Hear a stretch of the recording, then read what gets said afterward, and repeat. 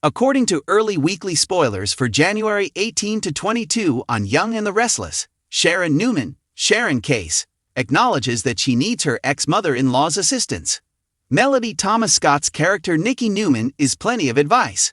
Also, Melissa Ordway's character Abby Newman receives terrible news. Here's a preview of what to expect from next week's CBS soap series. Abby Newman learns this week that she has scarring from her miscarriage, according to I&R spoilers. When she married Stitch Rayburn Sean Kerrigan, she lost that child. According to her physician, she needs surgery. After then, Abby on Young and the Restless appears to have more bad news. Of course, Chancellor Donnie Bowes stays faithful and happy. But the terrible news breaks Abby's heart. She is thinking of having a baby to round out the image now that she has at last found the man of her dreams. However, based on this spoiler, it appears that her wishes might not be granted on Young and the Restless. Sharon Newman is worried about her daughter Faith Newman's, Olivia Allen Lind, drinking, according to spoilers for Young and the Restless. Sharon should speak with Nikki because of her alcoholic gene. Thus, Sharon requests that she step in and speak with her daughter. Will Nikki be able to terrify Faith about alcohol? According to previews for Young and the Restless, Sharon Newman will not only receive advice, but also give it next week. Adam Newman, Mark Grossman, also needs Sharon's support when his fiancée's condition doesn't improve. In addition, Victor Newman, Eric Braden, wants to discuss his son with Sharon Newman. According to spoilers, Greg Rickhart's character Kevin Fisher may soon need to explain himself. This is because Judith Chapman's character Gloria Bardwell is back in town and most likely wants her flash drive. But it sounds like Kevin chucked it based on what he told Michelle Stafford's character, Phyllis Summers. According to Young and the Restless teasers, Kevin is taken aback when his mother shows up at his home. She might want the drive's information returned because she was using it to blackmail someone. Wonder I&R spoilers. Is Kevin about to get into serious trouble with Gloria? According to Young and the Restless spoilers, Chelsea Newman, Melissa Claire Egan, doesn't seem to be improving, which has Adam anxious and angsty. Adam seeks comfort from Sharon Newman as his guilt consumes him. Adam, on the other hand, bonds with Sharon while dining at paralyzed Chelsea. Positively, Young and the Restless spoilers indicate that Victor eventually closes the distance with Adam and becomes closer to his son. He wants to be near Adam and keep an eye on him because he believes he is to blame for Chelsea's condition. Can he be persuaded to change his mind by Sharon Newman? Lily Winters, Crystal Khalil, has even another reason to question her future with Billy Abbott, Jason Thompson, according to early weekly spoilers. Nate Hastings, Sean Dominic, is warning her this time. Now that she is aware of him and Summer, there are a lot of warning signs. According to Young and the Restless spoilers, Victoria Newman, Amelia Heinel, is also plotting. While denying her antics, she is actively working to keep Billy away from Lily and to cause trouble for them. Billy's ex-wife's antics could cost him his chance to fall in love with Lily in the CBS soap opera. Heartbreak, unexpected alliances, and emotional reckonings that will leave Genoa City reeling are all part of the upcoming week on the Young and the Restless. While Abby's world falls apart when she learns of news that could permanently change her future, Sharon finds herself in dire need of Nikki's advice as her world starts to fall apart once more. No fan will want to miss this week if you include a few secrets, betrayals, and a familiar face causing havoc. Let's examine this hectic week that lies ahead, where hearts will be broken, trust will be put to the test, and the women of Genoa City will once again demonstrate why they are the real power brokers in this soap opera empire. It starts out quite quietly. After Cameron Kirsten's eerie reappearance, Sharon Rosales' Sharon case has been balancing her duties at Crimson Lights, collaborating with Nick on new projects and acclimating to her new life. However, something changes inside Sharon this week. She has been spotted hanging around the coffee shop, looking into her cup, her comments clipped, her smile fake. Maria quickly becomes aware of it. She puts down a cappuccino and murmurs, "Mom, you've been off all week. What's happening?" Sharon initially dismisses it. Her poise, however, breaks when a letter addressed to Sharon Newman, in handwriting she hasn't seen in decades, comes. It contains the straightforward message, "We're not finished. When Sharon discovers the signature is an old alias connected to her troubled history, she gets chills. She is forced to rediscover a part of herself that she believed had been permanently buried after the note sends her reeling back into panic. She eventually confesses. It's happening again, Nick.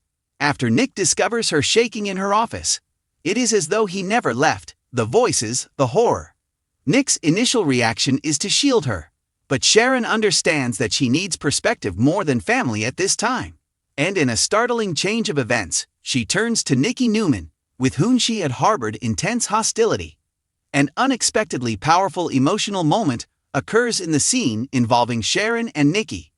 Sitting across from one another at society, the two women's tension is nearly tangible. They have a lengthy and complex past together, having fought over Victor, clashed over Nick, and endured years of animosity. Sharon is initially hesitant. She starts off by saying, "I know we haven't always been friends, but I don't know who else to talk to." Always the calm matriarch, Nikki tilts her head. "If this were not vital, you wouldn't be here." "Sharon, what's wrong?" Nikki's expression softens as Sharon shares the letter and her resurfaced anxiety. In an action that was nearly unimaginable in previous years, she reaches across the table and takes Sharon's hand. Nikki says, "You're not alone in this. You've persevered through worse. You are no longer need to hide." Their vulnerability is genuine and unadulterated. Sharon acknowledges that she has been battling recurrent nightmares because she fears losing her sanity once more.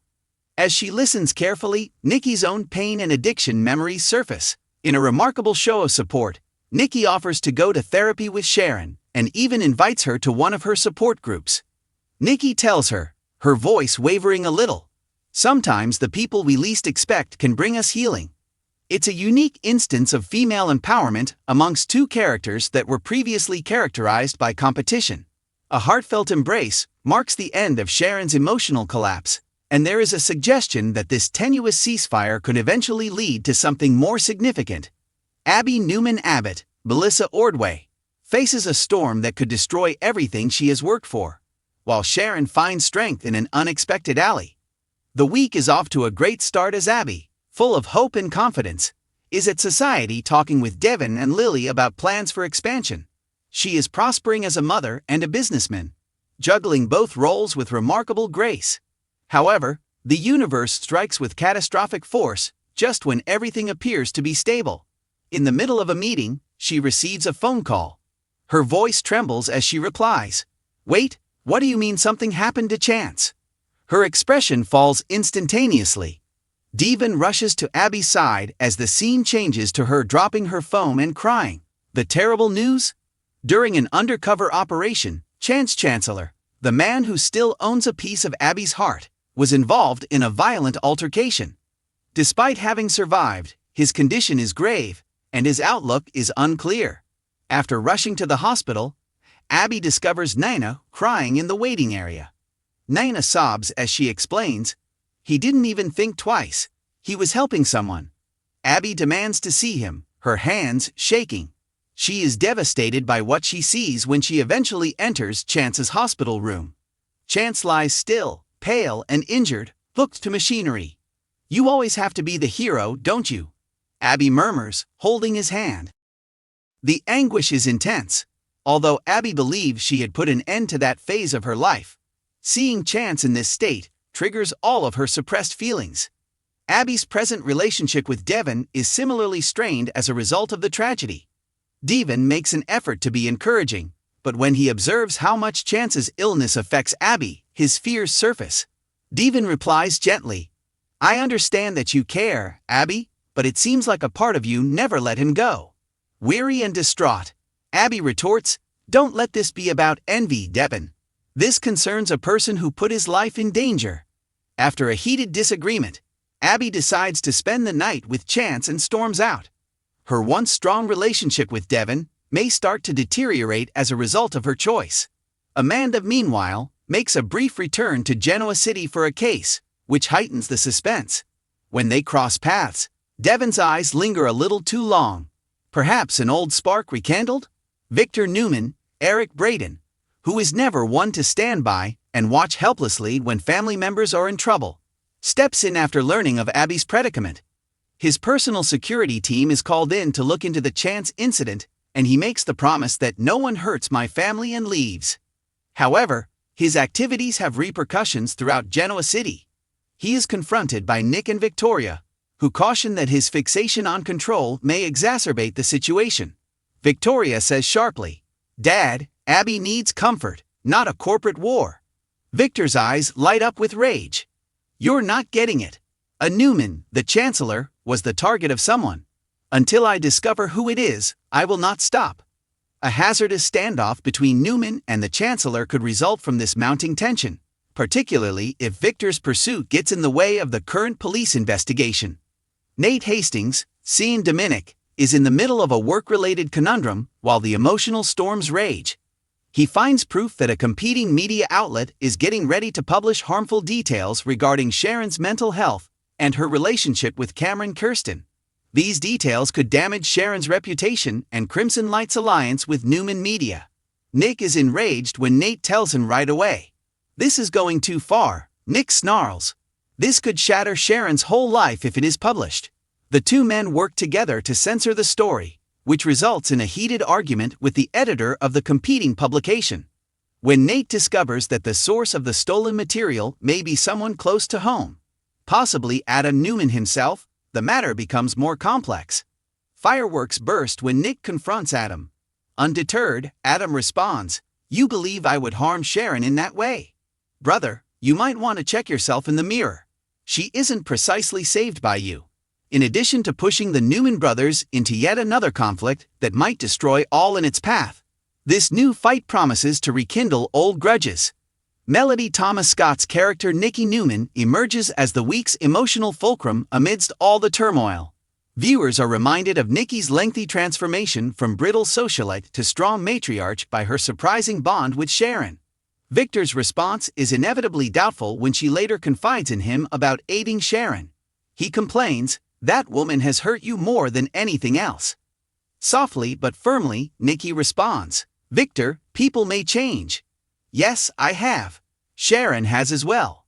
Her compassion serves as the episode's moral compass and an implicit reminder that shared traumas are the source of strength, forgiveness, and progress. By the conclusion of the week, Sharon sits quietly next to Nikki as the group starts at a recovery meeting. Two ladies who were previously enemies but are now allies and are each learning how to heal themselves are shown with the camera zooming in on their hands. A terrifying revelation is revealed in the final scene, just when it looks like Sharon has found some peace. Sharon returns to Crimson Lights to wrap up for the evening after her appointment with Nikki. She notices something odd as she switches off the lights. The rear door is ajar a little. Her breath quickens as she approaches it warily. On the counter is a folded piece of paper. Her hands tremble as she opens it. "I told you I'd always come back," the note says. Her coffee cup breaks on the floor after slipping out of her hands. A shadow passes the window outside, observing. Cut to black. One of the most intense and dramatic episodes in recent memory is expected to air on The Young and the Restless this coming week.